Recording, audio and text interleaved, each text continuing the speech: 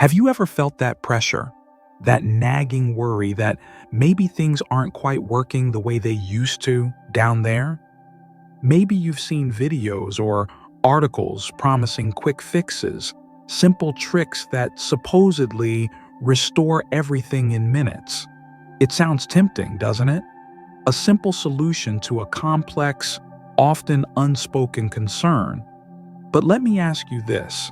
Could these quick fixes be hiding a deeper truth? Could focusing on just one or two simple techniques actually distract you from factors that are truly influencing your vitality, your confidence, and your overall well-being? Many men, perhaps even you, are searching for answers, wanting to feel strong, capable, and in control. Before we dive deeper into this sensitive yet incredibly important topic, I want to hear from you. Right now, head down to the comments and tell me, what's one word that comes to mind when you think about the pressure surrounding male performance? Is it anxiety, frustration, hope, fear?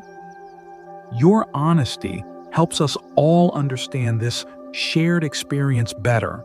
Please, share that one word.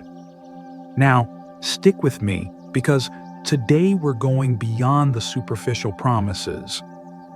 We're going to explore what really impacts male physiological function, the good, the bad, and the factors many quick fix solutions conveniently ignore. We'll touch upon why simple techniques like breathing or posture might offer some temporary relief, but why they are almost never the whole story. More importantly, we'll uncover a more balanced, sustainable path toward regaining confidence and control, looking at the intricate interplay between your mind, your body, and your lifestyle. This isn't about a magic bullet. It's about understanding the bigger picture. We often hear that when things don't go as planned in intimate moments, it's all in your head. And there's certainly a grain of truth to that, but is it the full truth? The competitor's script you might have seen rightly points out the role of anxiety.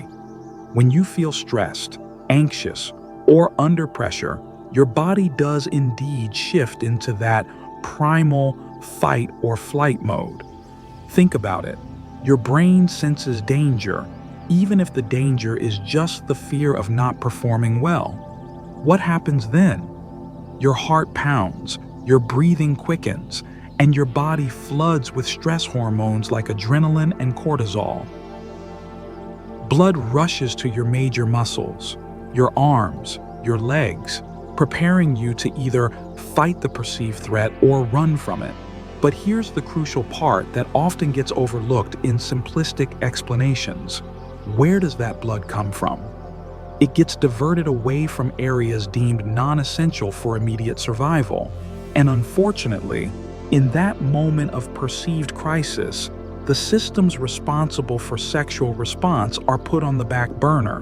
Blood flow to the pelvic region, absolutely essential for achieving and maintaining function, gets significantly reduced. So yes, anxiety can absolutely throw a wrench in the works. The very act of worrying, what if it happens again? What if I disappoint my partner? Can create a self-fulfilling prophecy. Your brain registers this worry as more danger, tightening the grip of the fight or flight response, making the desired outcome even less likely. It becomes a vicious cycle where fear fuels the very failure you dread. It's a frustrating, confidence-eroding loop that many men find themselves trapped in, feeling helpless and maybe even ashamed. But here's where we need to pause and ask a critical question, one that simple explanations often gloss over. Is anxiety always the root cause, or is it sometimes a symptom of something else?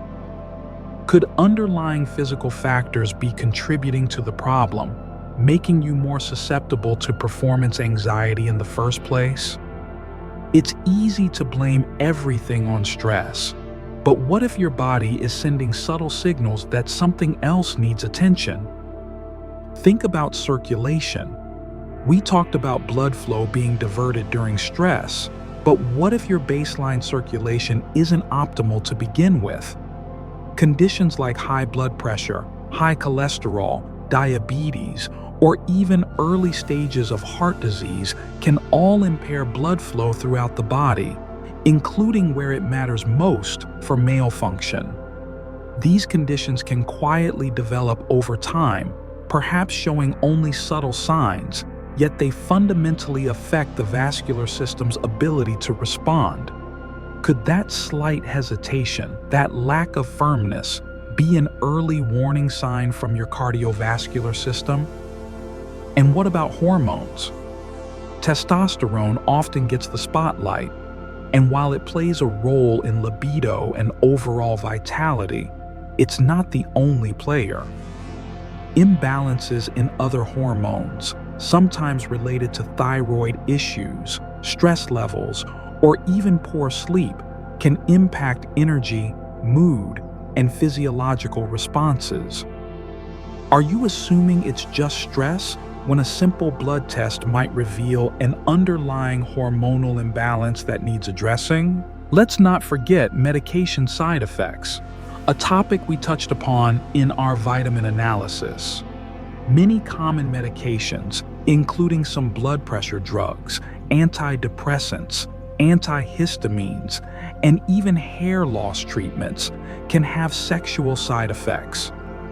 Are you diligently taking medication for one condition, unaware that it might be subtly undermining your function in this area?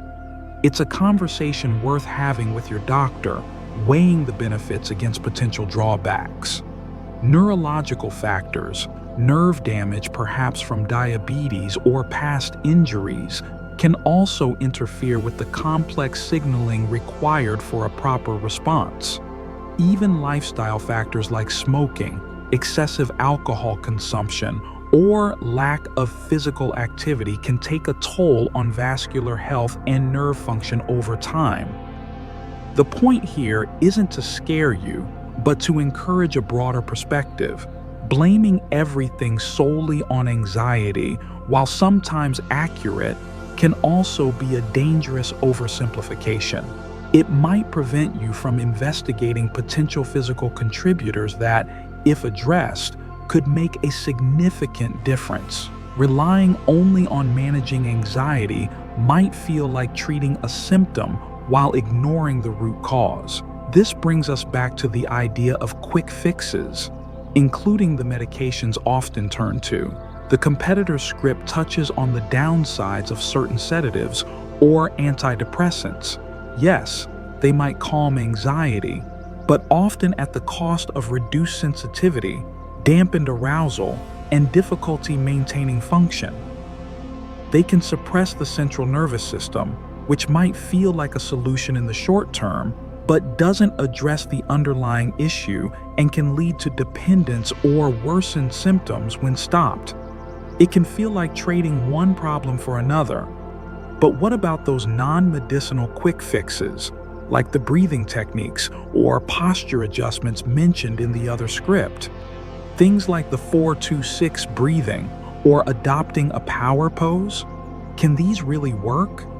The principle behind them has some merit. Techniques involving slow, controlled breathing, especially with a longer exhale, can help activate the parasympathetic nervous system, the body's rest and digest mode. This is the opposite of fight or flight. When activated, it slows the heart rate, lowers blood pressure, and generally promotes relaxation. By consciously shifting your breathing pattern, you can send a signal to your brain that the perceived danger has passed, potentially allowing blood flow to normalize and reducing acute anxiety in the moment. It's a way of manually overriding the stress response. Similarly, the idea behind power posing relates to the concept of embodied cognition, the theory that your physical posture can influence your mental and even hormonal state. Standing tall and open might subtly signal confidence to your brain, potentially leading to a slight decrease in stress hormones like cortisol and maybe even a tiny boost in testosterone, as some studies suggest. The theory is that adopting a posture of confidence can help you feel more confident and less anxious. So, yes, in a moment of acute anxiety, taking a few deep, slow breaths or consciously adjusting your posture might help you feel a bit calmer, a bit more grounded. It could potentially interrupt that negative feedback loop of worry and physical tension for a short time. If anxiety is the primary driver in that specific moment, these techniques could offer temporary relief. Think of it like pressing a momentary pause button on the stress response. But here's the crucial question we must ask, reflecting the cautious tone we value. Is pressing a temporary pause button the same as fixing the underlying issue? Is a 2-minute breathing exercise or standing like a superhero truly enough to overcome chronic anxiety, address potential physical limitations, or undo years of ingrained thought patterns? I believe we need to be realistic. While these techniques can be useful tools in a larger toolkit for managing acute stress, presenting them as a standalone cure that works in just minutes feels misleading, doesn't it? It risks trivializing what can be a complex and deeply personal issue for many men. It feeds into that desire for an instant fix, potentially delaying the exploration of more comprehensive and sustainable solutions. What if the anxiety isn't just situational, but stems from deeper insecurities, past experiences, or relationship dynamics? Can 2 minutes of breathing truly resolve that? What if, as we discussed, there's an underlying circulatory or hormonal issue? Will standing tall magically fix impaired blood vessels or low testosterone? Of course not. Focusing solely on these simple techniques risks becoming another form of avoidance, avoiding the deeper emotional work, avoiding necessary medical consultations, avoiding lifestyle changes that might be required for lasting improvement. It's like putting a small bandage on a deeper wound. It might cover it up for a moment, but it doesn't heal it. So, what's a more balanced, more effective approach? If quick fixes often fall short, where should you focus your energy? I believe the answer lies in a holistic strategy, one that acknowledges the interplay between mind, body, and lifestyle, and prioritizes long-term well-being over temporary tricks. 1. Comprehensive stress management. Yes, managing stress is vital, but instead of just relying on in-the-moment breathing techniques, consider incorporating practices that build resilience over time. Mindfulness and meditation. Regular practice can fundamentally change how your brain responds to stress. It trains you to observe thoughts and feelings without judgment, reducing the power of anxious spirals. This isn't about stopping anxiety instantly, but about changing your relationship with it over the long haul. Have you ever truly committed to a consistent mindfulness practice? It requires patience, but the benefits for nervous system regulation can be profound. Identifying stress triggers. What are the recurring sources of stress in your life? Work, finances, relationships. Tackling these head-on, perhaps through problem solving, setting boundaries, or seeking support, can reduce the overall burden on your nervous system far more effectively than just managing symptoms. 2. Prioritizing physical health. This is non-negotiable and often underestimated. Cardiovascular health. This is paramount.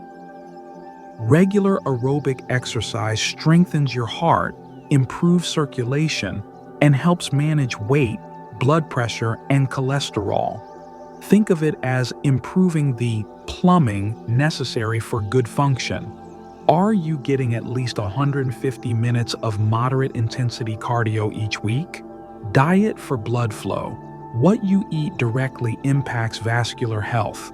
Focus on a diet rich in fruits, vegetables, leafy greens, healthy fats, and lean proteins. Minimize processed foods, excessive sugar, and unhealthy fats. Remember our discussion on vitamins? Nutrients matter for circulation.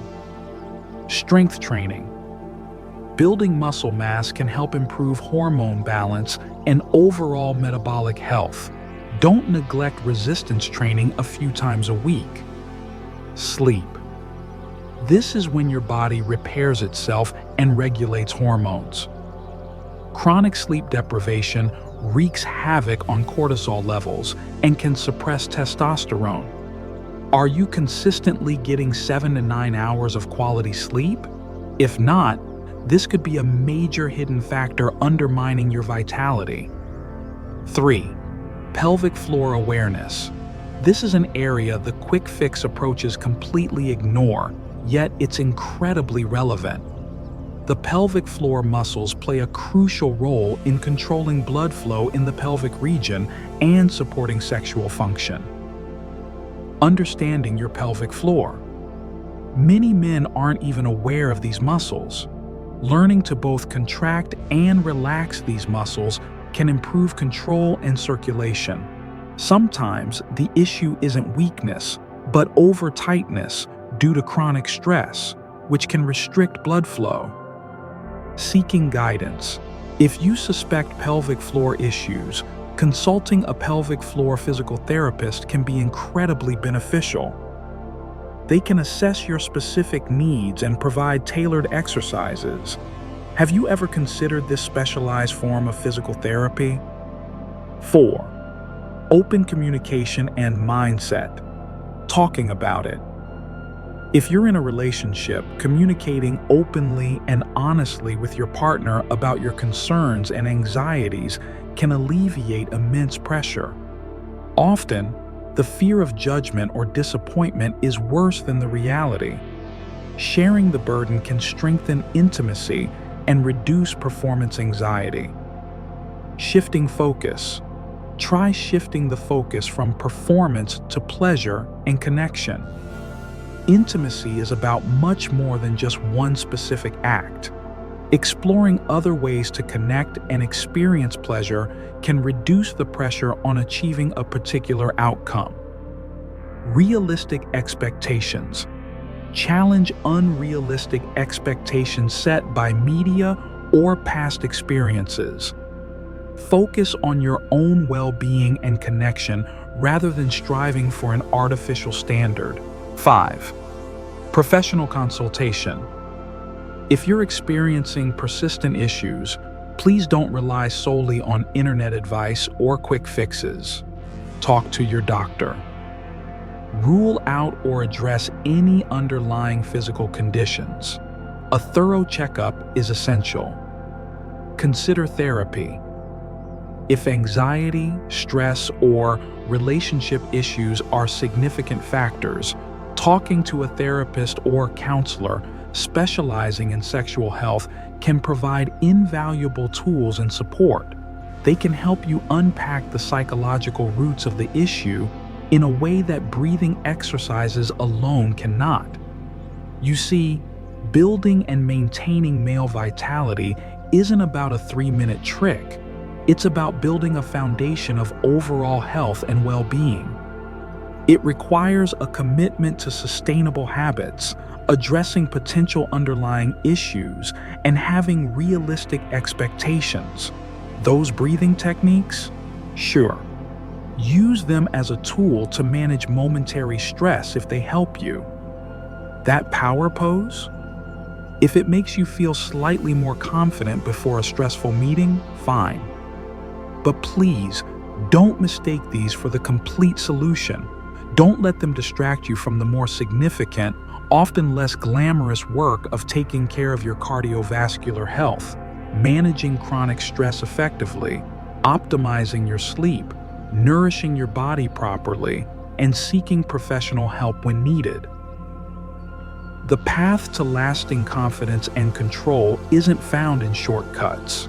It's found in consistent effort, self-awareness, and a willingness to look at the whole picture.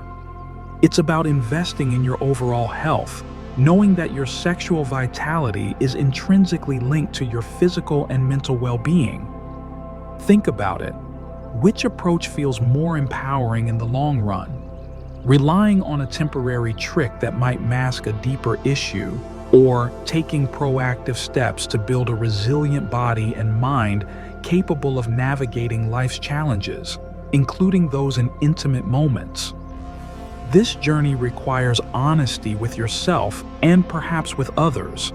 It requires patience, as real change doesn't happen overnight. But by adopting a holistic view, you move away from the frustrating cycle of quick fixes and dashed hopes, and toward a place of genuine strength, confidence, and well-being. Now, I'd love for you to reflect on this more comprehensive approach. What's one takeaway from our discussion today that resonated with you? What's one small, sustainable step you could consider taking? Maybe scheduling that doctor's appointment, committing to a 10-minute walk each day, or researching mindfulness resources. Please share your reflection in the comments below. And if you agree that a holistic approach is more valuable than quick fixes, type the word holistic in your comment. Let's support each other in prioritizing long-term health over fleeting tricks. If you found this balanced perspective helpful, if it made you think differently about this topic, please give this video a like. It truly helps more men find this information and move beyond potentially misleading shortcuts. Share it with anyone you think might benefit from a more realistic discussion. And of course, don't forget to subscribe and click the notification bell so you don't miss our future content, where we continue to explore health topics with honesty, depth, and a focus on sustainable well-being. Thank you for investing your time in understanding this complex issue more deeply. Remember, taking care of your overall health is taking care of your vitality. It's not about tricks, it's about thriving. I'll see you in the next video.